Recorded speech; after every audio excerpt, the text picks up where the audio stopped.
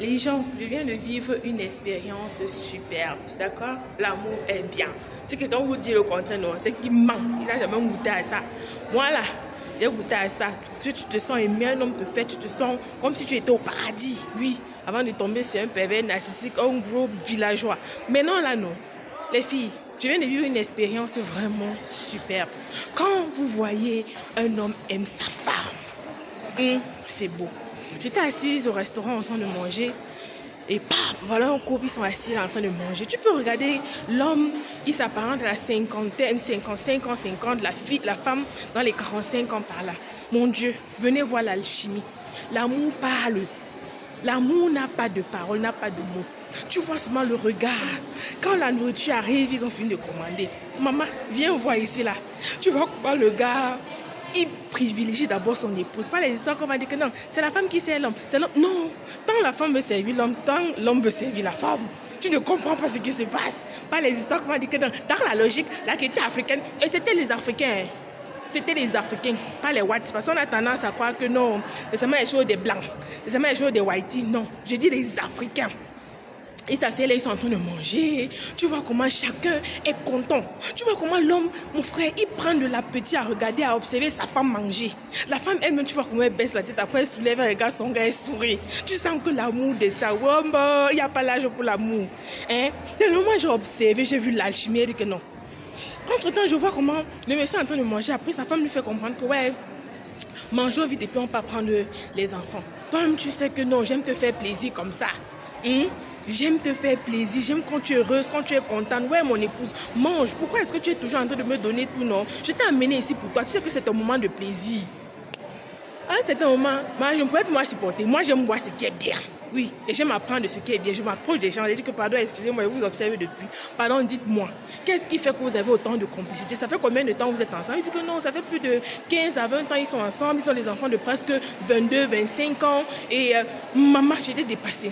Je lui demande que mais c'est quoi votre priorité? C'est quoi votre particularité? Qu'est-ce qui fait que vous êtes comme ça? Les deux répondent de manière simultanée.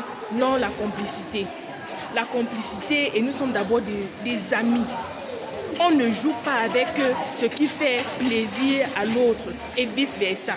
Mon mari, lui, il aime les cinémas. Moi, j'aime les restos. Donc, 1 à 2 fois par mois, on le fait. Donc, d'habitude, quand c'est ce moment de ciné, on monte, on descend, je dois partir avec lui. Quand c'est le moment de resto, on monte et descend, il doit être avec moi. Et en d'autres termes aussi, financièrement, on ne se cache rien. Je travaille, mon époux travaille. Quand ça vient aux enfants, nous sommes ensemble. Il n'y a pas l'histoire qu'on dit que non, la femme fait ci, l'homme non. C'est un truc que nous, on a préétabli chez nous.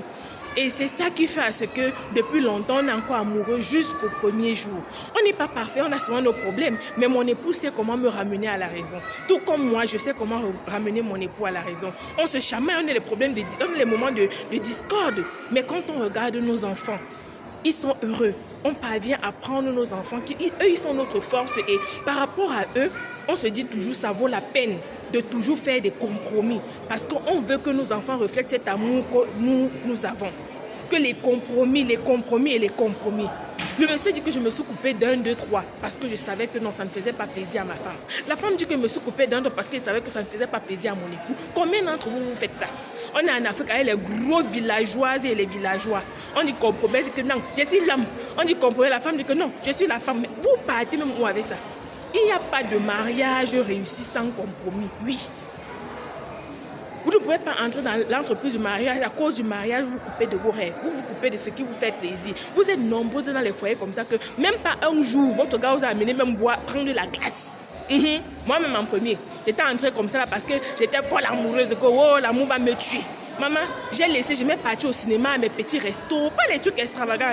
Le gars a dit que non, il n'y a pas encore. Comme c'était mes dos qui arrangeaient tout, que non, qu'on va avoir l'argent. Maman, 1 an, 2 ans, 3, 7 ans, l'argent entre, non. Le gars ne voit jamais qu'il y a l'argent. Même aller prendre la glace comme ça. Maman, à un certain moment, il dit que je ne vais pas moi mourir, maman. Je me coupe de ma vie pour un homme. Quand j'ai commencé à dire que non, maman, tu ne me donnes pas ton argent. Et les gens qui sont chiches à mort. Mes frères, Bami, pardon, baissez un peu le niveau. Vous exagérez. On appelle plus ça être chiche. Vous êtes à bas, c'est une maladie. Vous connaissez une femme, elle n'a rien. Vous-même, vous n'avez rien. Elle prend ses petites économies, elle vous élève. Avec quand il y a un peu, vous asseyez sur ça. Maman était moi choquée. Que tu sors là, c'est quand tu sors que tu comprends que pendant 7 ans, le gars avait les millions. Tu ne connaissais pas. C'est ton argent qui faisait tout. Tes petites économies. Il y a les sorciers ici dehors. Maman, comment on dit les? Tout est possible, ma. C'est la vie. Les gens là, quand ils font comme c'est quoi, qu'ils sont trop ça, alors qu'ils sont que stupides. Aujourd'hui, c'est là le bonheur. Votre bonheur ne doit souffrir de rien. Votre bien-être. Apprenez à être heureuse, à être heureux. Si quelqu'un veut vous couper de ce qui vous donne la joie, dites non. Dites non, moi je dis ça pour Aura. Dites non.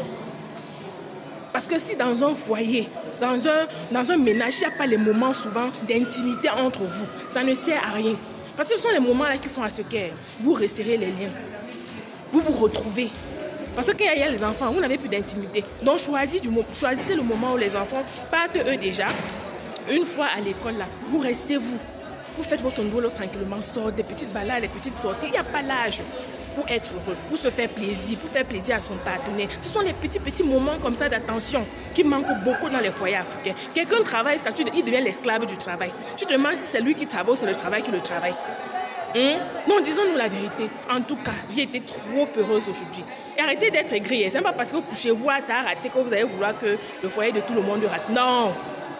Quand tu cognes ton pied, tu tombes, tu te relèves, tu comprends que tu as fait un mauvais père, tu avances, oui. Arrêtez d'être aigri. Tu vois d'autres personnes comme ça qui voient les gens qui sont heureux en train de marcher, ça leur fait mal jusqu'à maman, moi non. J'ai dit que non, le bonheur des autres d'abord, oui. Quand tu vois les gens heureux, tu es content. Tu es vraiment content. J'étais trop contente aujourd'hui de voir ces parents-là heureux, joyeux et tout. Sincèrement, si on pouvait tous rentrer à ça, comprendre que le bien-être de l'autre est plus important. Dans le couple, on regarde, pendant que l'homme regarde le bien-être de sa femme, la femme doit regarder le bien-être de son homme. Qu'est-ce qui fait plaisir à mon homme? Non, c'est merveilleux, c'est fabuleux de voir comment, après 15-20 ans de mariage, les gens peuvent toujours avoir cette alchimie du début là. Vraiment, le mariage n'est pas fait pour vous couper de vos rêves, pour vous couper de votre joie, pour vous couper de votre paix. Non, c'est fait pour que vous, ensemble, vous complétez et que chacun apporte un plus à la joie de l'autre. Ce n'est pas que tu te maries, mon frère, tout devient négatif. Ce n'est pas normal. D'accord? En tout cas, excellente journée à vous. Je vous tenais vraiment à déposer ça ici parce que j'étais vraiment trop contente aujourd'hui de voir les gens heureux. Les filles, arrêtez de partir chercher les gars que vous vous yaillez parce qu'il est grand, il est beau. Les gens là, c'est pas facile. Cherchez-vous les hommes qui aiment, maman. Ce sont eux qui vous aiment. Quand un homme t'aime, tu es en haut.